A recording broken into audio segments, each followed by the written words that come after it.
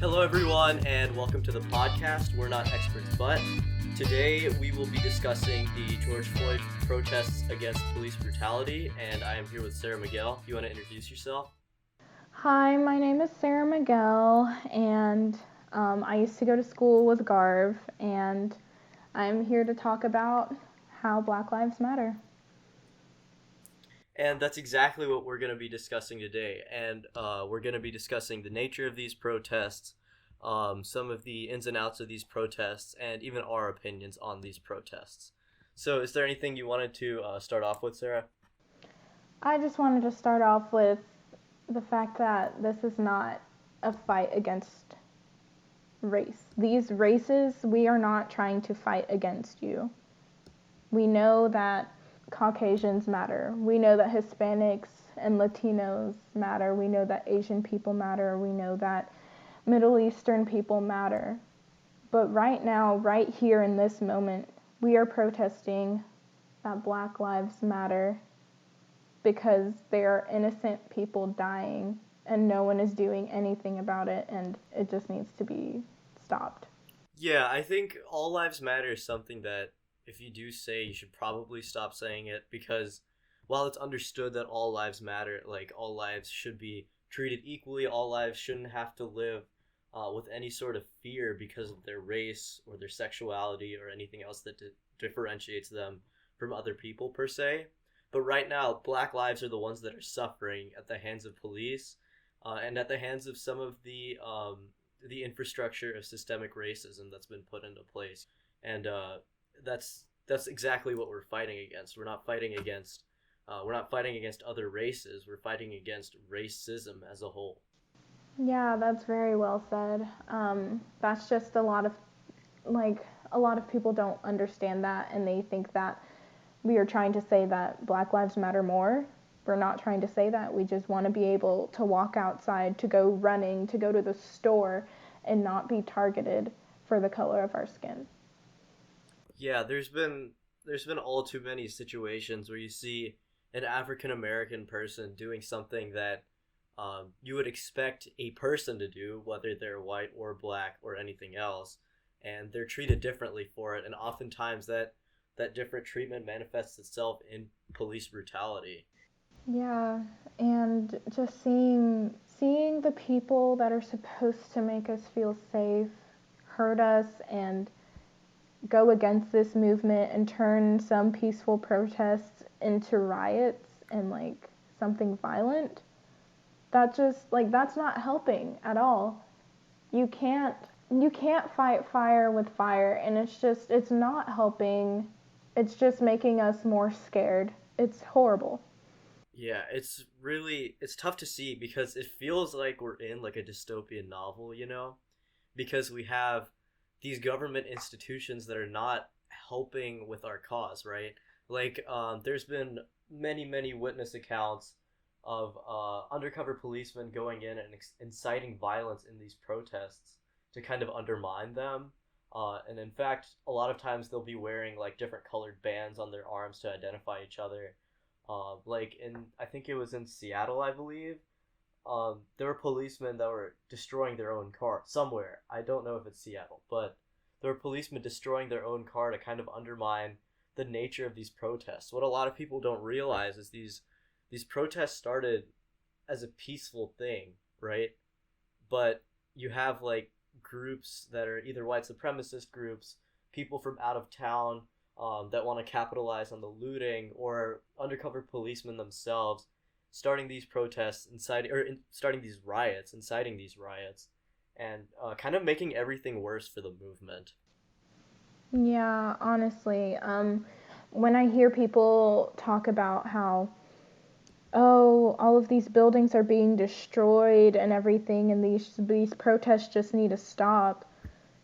Um, Most of the time, it's not the people who are protesting that are causing the riots. It's either cops or, like you said, other white supremacist groups who just want to break things and make it look bad on us and on our part. And when people say that they want the protesting to stop, what do they expect us to do? We tried kneeling. That was a problem.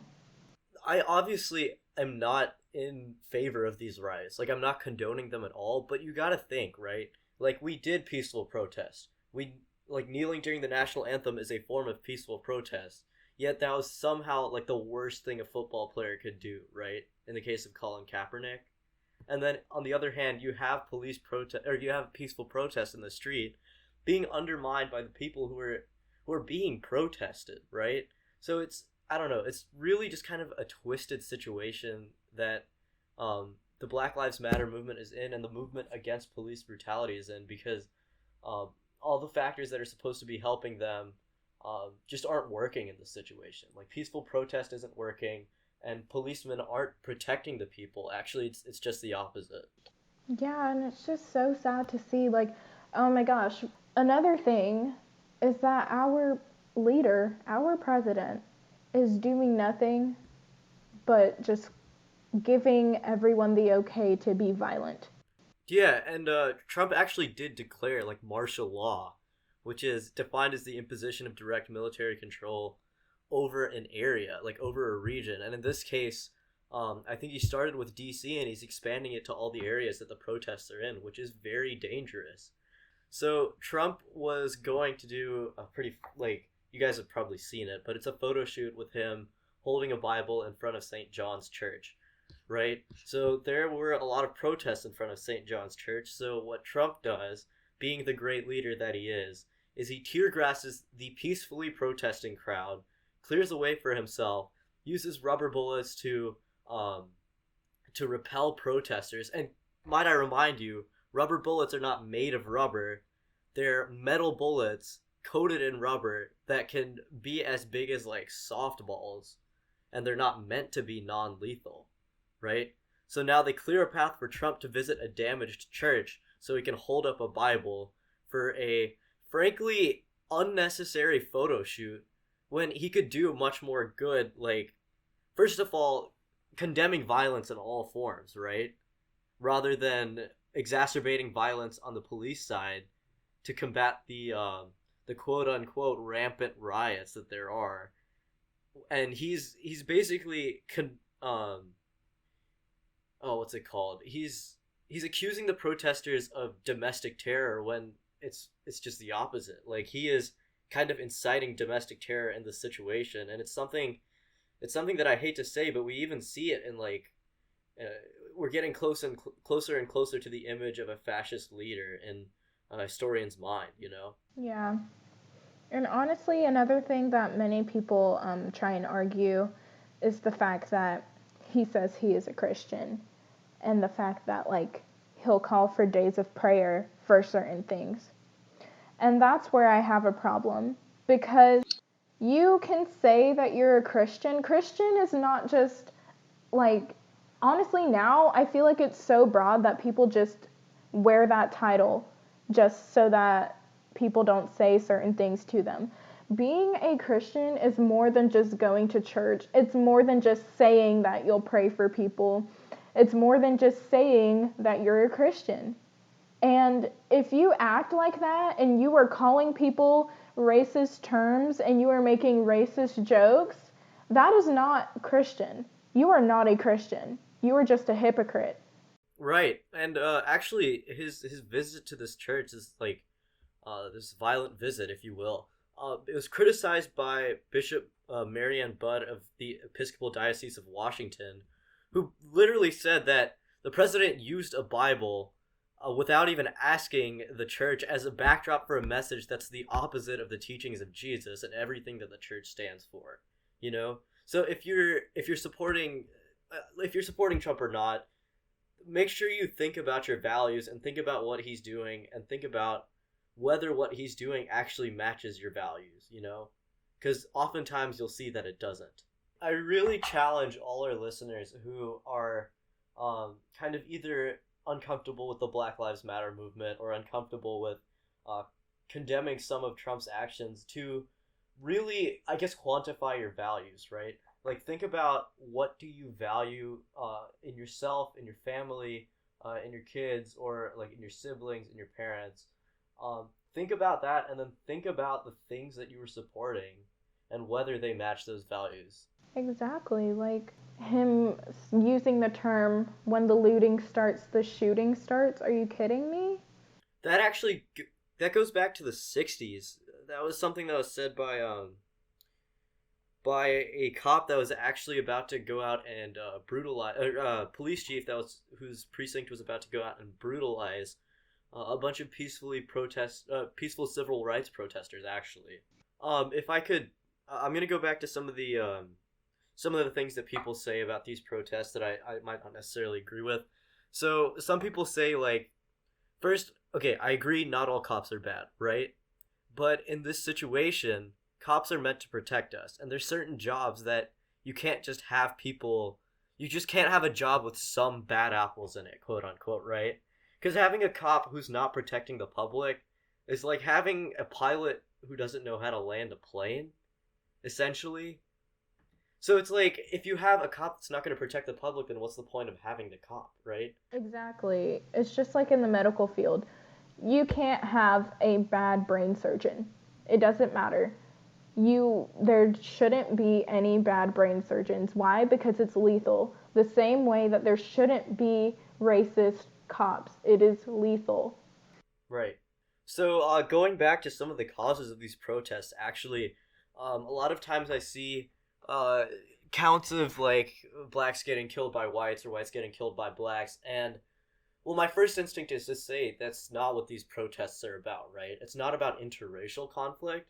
It's about kind of racial profiling and discrimination against specific races by the police. And I think that that factor of these protests is often misunderstood because black Americans are 2.5 times more likely than whites to be killed by police, according to a Harvard Public Health Review, I believe. So you got police killings all over the country that are proportionally imbalanced toward black people. And I see a lot of people saying like, "Oh, white people are killed more than black people by police." And my answer to that is, yeah, there's more white people in America. Black people only make up 13% of the population, but they're affected much more disproportionately to their population in the United States. Yeah, and for people to say that, it's honestly just like, here's my thing. People are just protesting their right to live. Why is that a problem? Like, that's what I don't understand. Like, why does it even have to get to that point, you know? Yeah, and an argument you might hear against that is like, oh, these people are not protesting, they're rioting. Well, first of all, a lot of those riots weren't caused by the peaceful protesters. Most of them started peacefully, most of them are peaceful, right? That's that.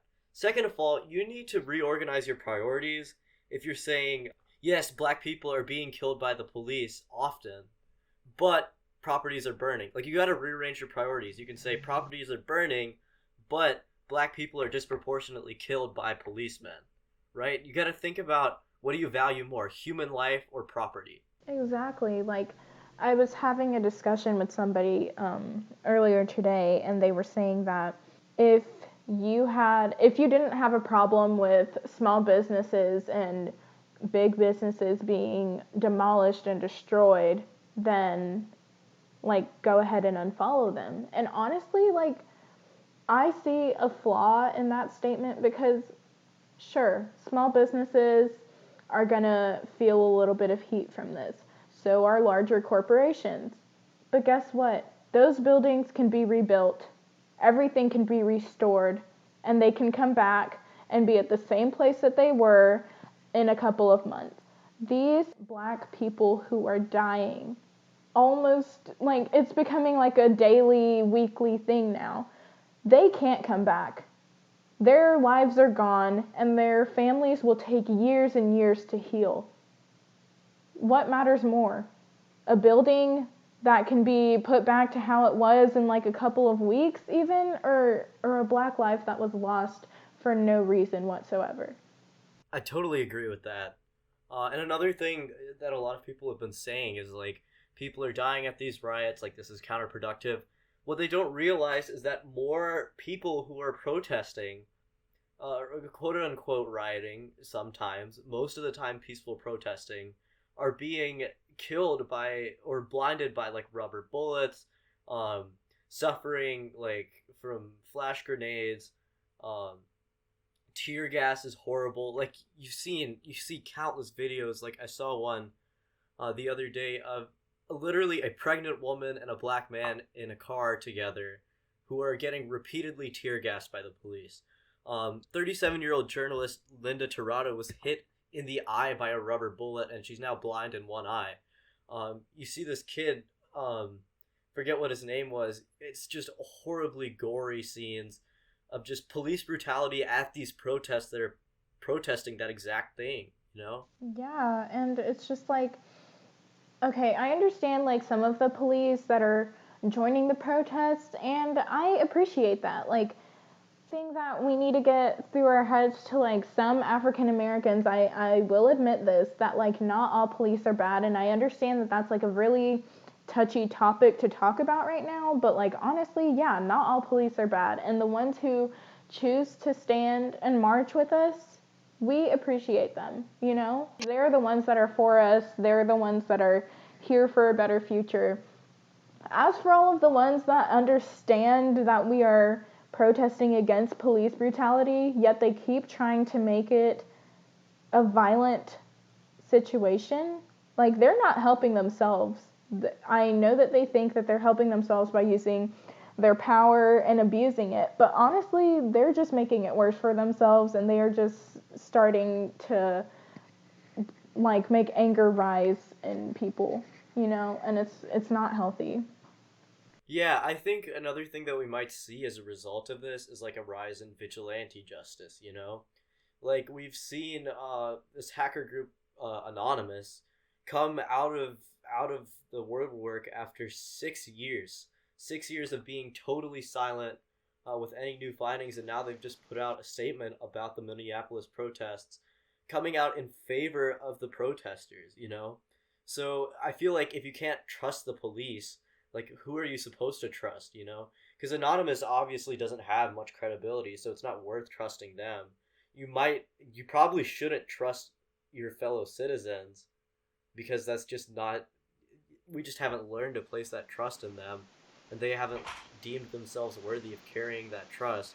So what do you do when the cops can't protect you? So this next segment we're gonna do, I've done with a lot of guest hosts before, in the context of the coronavirus.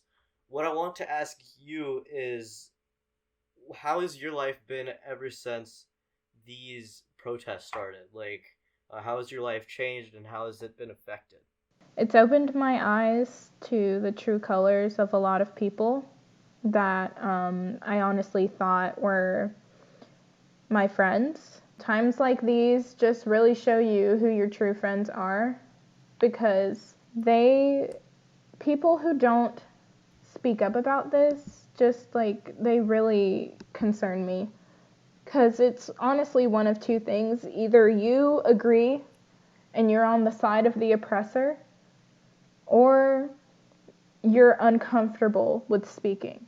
If you're uncomfortable, I get that it's an uncomfortable topic, but so is being profiled for something that you have no control over.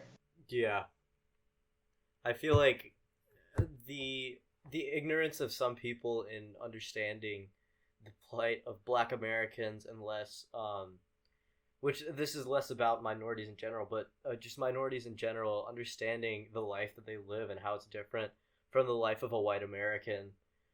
I just feel like a lot of people don't understand that, you know. We are back. Actually, today is June 18th. It's been a while since I recorded last. But Sarah and I are back to kind of discuss a little bit more of the complexities of the issues surrounding this movement and surrounding these protests. So, is there anything that you would want to start off with, Sarah? I want to start off with like just honestly ways that people can help. Personally, I wasn't able to go to any of the protests and stuff just for safety reasons, but I found ways to help people who were going and helping support them and stuff. So, what are some ways that you have in mind? Well, personally, I made some signs for some friends who were going, and I provided water and stuff. And then other ways that you can help are like doing things like that, or you can donate to the organizers of the protest just so that they can go out and get supplies and whatnot. Another really cool place you can donate to is a bail fund. So bail funds are basically like places that collect money to bail out like protesters or people that might not necessarily deserve to be like imprisoned. Especially like in the case of protesting, a lot of times we'll see a lot of people being wrongfully imprisoned or imprisoned with a group that they were not necessarily like associated with. And on another note, I don't really believe in the bail system because I don't think someone's ability to get out of prison should rely on their monetary like stature. But Yeah. bail funds are a really cool place to donate to because they can help people out a lot. Yeah, especially because, I mean, a lot of the protesters who are doing these peaceful protests and stuff, a lot of the times they're not really rioting or anything. It's honestly people who take it out of proportion, I feel like, who start burning things and all that. So for hmm them, for the peaceful ones to be like arrested and put in jail, I feel like that's not fair at all, and it's kind of just like making it's fueling the anger, you know. hmm And I think bail funds are definitely a way to combat that. And also, another really cool place is called Campaign Zero. Mhm. So, Campaign Zero is essentially a police reform group that's been working on policy solutions that are, quote, informed by data and human rights principles. And you can donate to them or support them by like spreading awareness about Campaign Zero. And they have some very reasonable ideas about police reform that I think a lot of people can agree with and a lot of people can support to, I guess, help out with the cause, whether or not you fully support the cause. I think that Campaign Zero makes some very reasonable demands and requests of the police department and of our government. Yeah, there's just a lot of things that we can do, like if you are in the financial position to donate, then that's another way of helping. Like I feel like what a lot of people like have trouble understanding is like, oh, if I can't go to a protest, then I'm not being helpful, you know? But there's hmm so many other like outlets and avenues that you can help with, even if it's just like do like making signs for people. Like if that's all you can do, then that's fine. You're still helping and you're still contributing to the positives. So Yeah, for sure. I think that helping out with this cause is you don't necessarily have to go to a protest. Like COVID-19 is still a very real issue, yeah. and I think it's totally reasonable to be still aware about that. That's actually one of the reasons I haven't been going to protests. But there's so many other ways to help out, like donating, signing petitions is a big thing. It Oh takes yeah. like not even half an hour out of your day to sign like 30 to 40 petitions, and it can really help out a lot. Another really big thing that you can do is go out and vote or get involved in your government. So the two main ways to get involved in your government are like voting first of all, and then secondly, as a citizen of a state or of a county, you are allowed to actually write letters or call your state or county representatives or district representatives, I mean, um, basically, you can reach out to government officials and demand change or make requests of these officials, and that can really make a big difference because a lot of times what you'll see is the people that are running for office are always going to rely on the opinions of their constituents. So if they see more and more people saying that, oh, we need this kind of police reform, this is the kind of thing that you need to work on putting in place so that I can feel safer around the police or the police can be more effective in policing. That's something that they'll listen to because it's something that they're forced to listen to, not only to get reelected, but as with their accountability as a government official. Yeah, and another thing like with voting, um I personally don't really vote off of parties. Like that's just not how I work. And I feel like I'm not saying that everybody has to, follow me, but I am just saying that when you are voting, you need to choose people that support your personal beliefs. Like you need to vote for people if you're pro-life, then you'll probably vote for someone who is pro-life, and vice versa if you're pro-choice and all of that stuff. So I feel like people need to kind of veer off of oh, well, they're a Democrat, or oh, well, they're a Republican, so obviously, like, you just need to vote for people who support your moral values and your beliefs.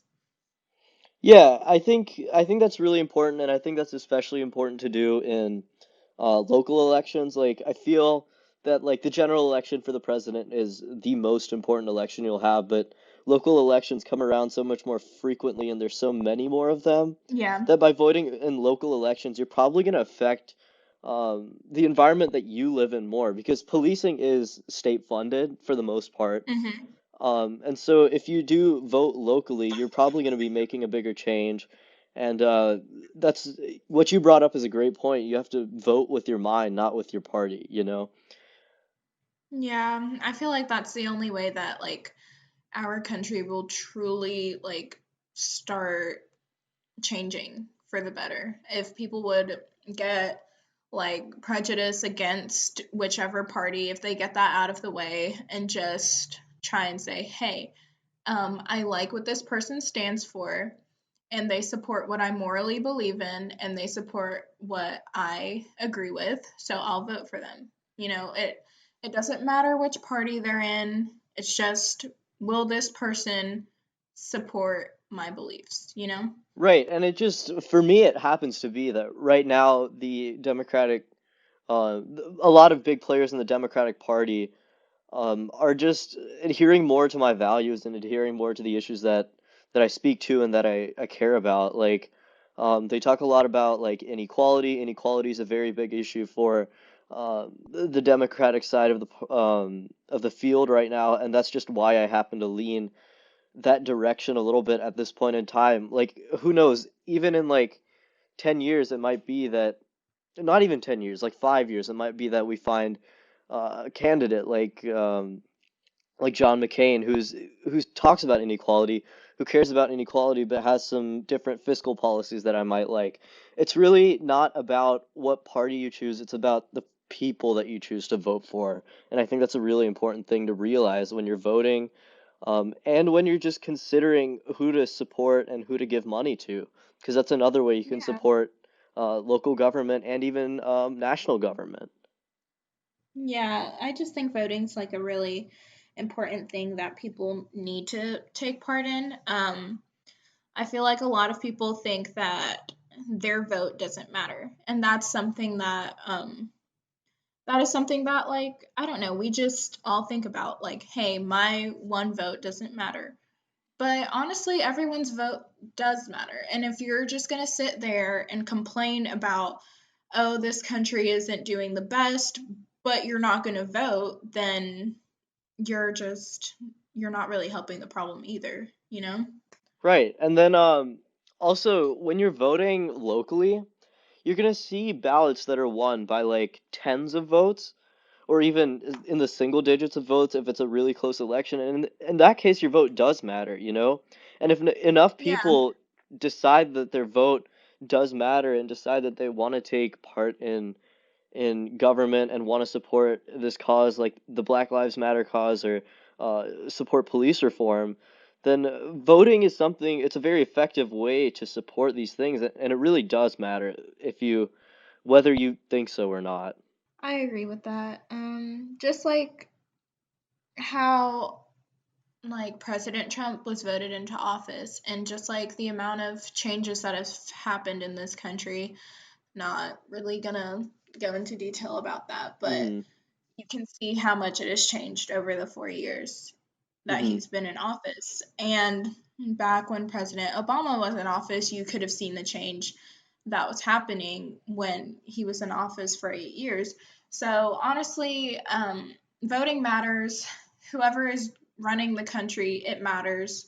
their moral values and beliefs matter if we're going to make a positive change in this country. For sure. And a lot of people kind of wonder, like, what kind of changes is this protest speaking to? Like, um, what is this protest pushing for? And I think one of the main things to understand in this situation is the issue of institutional and systemic racism, which are sometimes used interchangeably. But it's essentially just like a form of racism or a form of inequality based on race that's expressed in social and political institutions and social and political systems. So, for example, a lot of times you'll see poor neighborhoods are predominantly black neighborhoods, right? And that's because of Mm-hmm. the systemic racism that's been going since slavery. And then you also have, with the police system, the systemic racism that exists there is the police system originally was instituted as a slave patrol. So you have this system that's been against minorities and specifically black people from the beginning. And that's a prime example of systemic racism. For example, in policing, one of the things we've been pushing for is like sensitivity training, which is Yeah. a very big thing, and that's to kind of mitigate some of the risk and some of the, um, I guess, the residue of this policing system that was designed to go against black people, you know? Yeah, and it's the things like that people honestly need to educate themselves on, because when people of color say that the system wasn't built for us, that is literally what we mean. Like, we're not saying like, oh, police aren't going to protect me because I'm black. Like, no. I'm very thankful for the police. I know that they are here to protect, but the fact that the system was literally not made for us, like it was made to keep us back, you know? If we Hmm. don't open our eyes to that and if we don't educate ourselves on that, like people aren't gonna they're not gonna understand. Number one, that'll just cause more division because of the misunderstanding between like people of color and just like other people trying to figure out like what this whole movement is about. And honestly, like, I don't know, it's just it needs to be taught, and people need to read up on it. Yeah, I totally agree with you. And I think that a little bit more of a subtle way to look at it, you see it in every single facet of society. For example, you had the voter suppression debacle in Atlanta like a week ago or so. Hmm. So that is an example of systemic racism because basically the reason that this happened is that all these people showed up in Atlanta, right? Which obviously has a Yeah. larger population than literally anywhere else in Georgia. But Hmm. each area is assigned the same amount of voting machines, which is allocated by the state legislature. So when you have all these places that are all these places with disproportionate populations with the same amount of voting machines, you're going to end up with some under-resourced places, I guess undersupplied places, and some oversupplied places. And it just happens to be that in urban areas in Georgia, you find a lot more minorities and a lot more black people, and less so in rural areas. So that's not a coincidence. It's an example of systemic racism because urban areas generally are more populated by minorities and they tend to be more diverse areas. And so I think resource allocation should be divvied up based on population, and that would solve a lot of these problems. And I think that's a big thing to understand in terms of these protests because these protests have taken on a larger meaning than just police reform. You see a condemnation of all systemic and institutionalized racism across America, and I think voter suppression is one of the more subtle issues that a lot of people don't think about, but that's a very real issue. Yeah, that's really true. Um, Again, it's just coming with understanding these things and trying to get our leaders and government officials to come together to learn, to understand, and to improve. I wanted to talk a little bit about the implicit bias in the police system because I think that's the most relevant piece of systemic racism that we can look at right now in terms of these protests. So one big example is the war on drugs, which was instituted by Ronald Reagan. So the war on drugs essentially was to um, completely take out drugs from like affluent neighborhoods, right? Because that's a lot of where drugs used to be, I believe. And then a result of that was that these drugs coming out of these affluent neighborhoods, predominantly white neighborhoods, um, even middle class was predominantly white in Reagan's time. You see a Mm-hmm. lot of these drugs coming out of middle class areas and into impoverished neighborhoods and a lot of times predominantly black neighborhoods.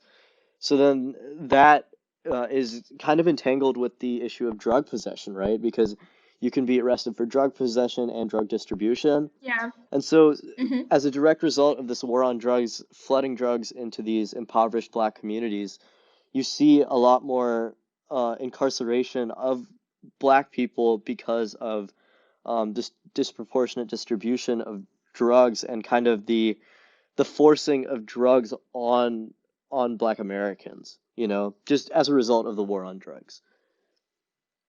Yeah, that is very true.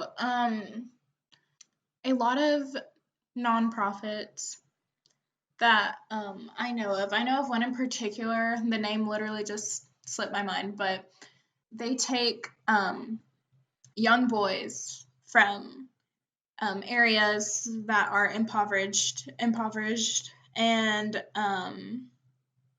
they bring them out away from drugs and everything, and try to let them know what else is available for them. Like, they don't have to turn to the streets, you know?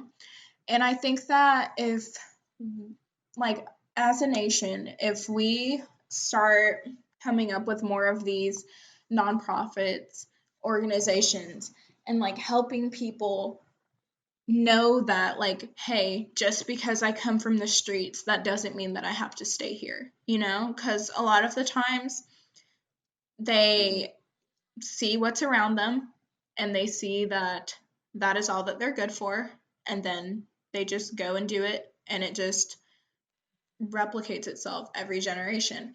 So I feel like if we start, if it's even like mentoring programs, like helping younger kids who need to get off of the streets, if it's just getting them involved in sports or arts or things like that, just to let them know that there's other avenues where they can express themselves and use their talents instead of just going to the streets and copying what's around them, Yeah, and I think that's a big part of kind of the idea that enamors me the most about this whole situation is that we see a lot of protesters pushing for when people say Mm-hmm. defunding the police, it's not necessarily completely taking away funding from the police. It's taking some of what the police do, like a lot of times police are called in mental health situations and school discipline situations, and kind of giving that to the areas that could either handle it better or need it more, like funding the Yeah. education sector more, um, even funding like the mental health side of medicine more. I think that's a really big part of the push and the cause uh, of these protests, and I think that's kind of the main takeaway that I got from Yeah, it. it's just honestly, personally,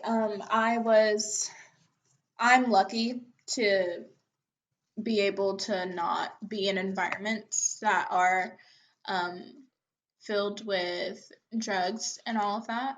Um I'm privileged, I got to go to a private school and get private education. And I feel like with the whole defunding the police thing, I understand where the anger comes from, where people get upset about it. But again, it's just another Hmm. misunderstanding. Like, you need to read into it. You can't just take the headline and then get mad about it, Like, Right, and I get how it's scary for some people, yeah.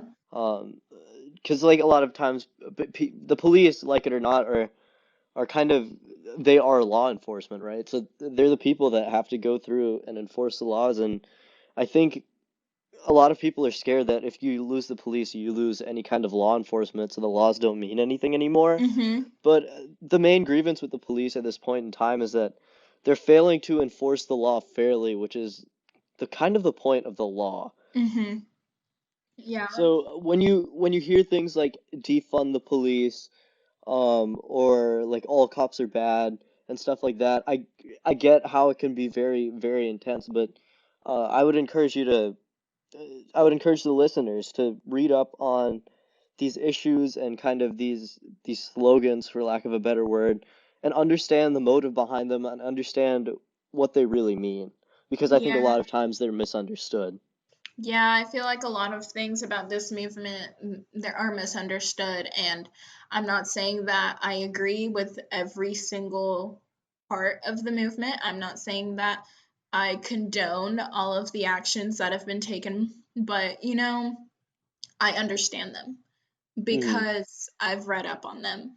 And even myself being a person of color, I am a person of color, but I have been lucky enough to like if I'm in the store, I have never in my life been racially profiled in the store and like public places like that. So I think that that's like I'm honestly lucky to be one of the few, but personally I have never experienced it, so I didn't know. So I educated myself and now I understand why certain measures are being taken and why people are taking it as seriously as they are. Hmm.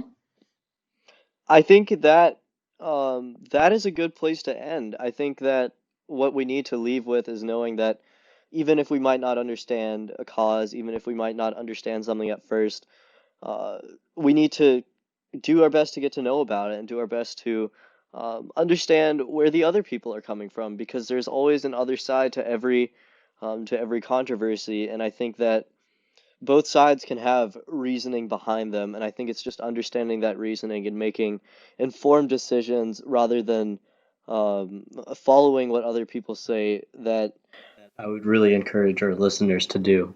I think we can wrap it up there. This has been We're Not Experts, but special thanks to Sarah Miguel for being here with me today. This was produced by me. My name is Garv.